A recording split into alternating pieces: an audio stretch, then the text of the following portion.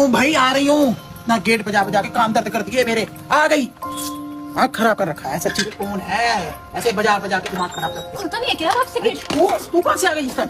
मेरा ना दिमाग बहुत खराब है मम्मी। ओ ना गले में चुन्नी ना चूड़ियां ना कुछ। क्या कर क्या ये? मुझे नहीं पता क्या। मेरी सुन तो ले बात। मुझे ना कुछ नहीं जा रही है अंदर। नहीं, एक बात तुझे बताओ। शर्म नहीं आती? तू ऐसे आ रही है पागलों की तरफ। अपना हाल देखा है तूने?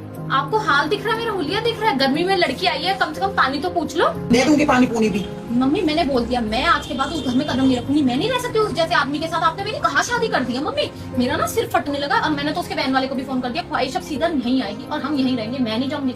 मेरा जो भी सामान है ना इस हफ्ते के अंदर अंदर लेके आना, बस। मुझे नहीं पता, मेरा दिमाग खराब हो इतना गया। बड़ा डिसीजन लेने से पहले तूने मुझसे या पापा से पूछा है? और दूसरी बात, जब तेरी हमने सगाई करी थी तब तो तूने बड़ी गप्पे मारी, तब तो तू घूमने भी चली गई उसके साथ, तब तो तू बड़ी तारीफें करती थी, आदमी बड़ा अच्छा है मेरा।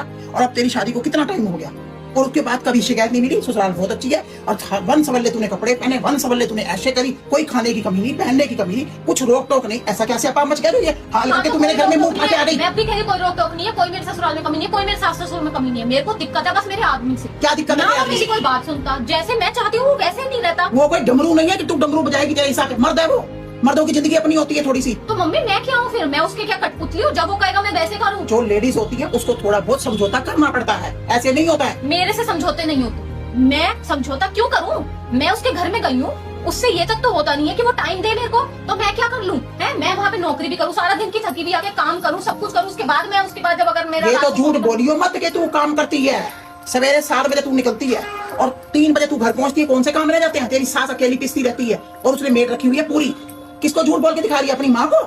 तेरी माँ तेरा आईना है।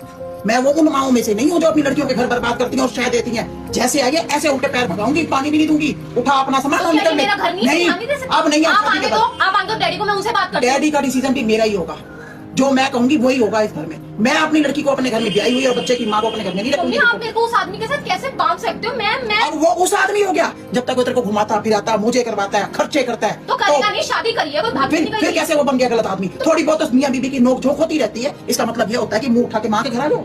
माँ ने क्या ठेके उठा रखे सारी जिंदगी के? लोगों के समाज में मैंने रहना भी है, दुनिया को जवाब भी देने हैं। तो आपने दिया जो अगर दिक्कत कोई परेशानी होगी तो बेटी कहाँ जाएगी? बात करके होती है बातें, बात करके बात होती है। ये नहीं होता कि मुंह उठा के बैग उठा के आ जाओ बिना चुनी लिए, करना हाथों में कुछ ना, माथे पे बिंदी ना, कुछ ना लेना देना।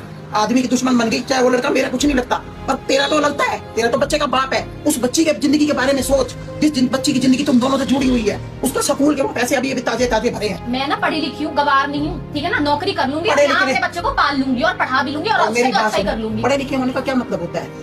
पढ़े लिखे होने का क्या मतलब है कि अपने अंदर ईगो भर लो? तो पढ़े लिखे होने का मतलब ये होता है कि अपनी सेल्फ रिस्पेक्ट पे उंगली मत उठने दो।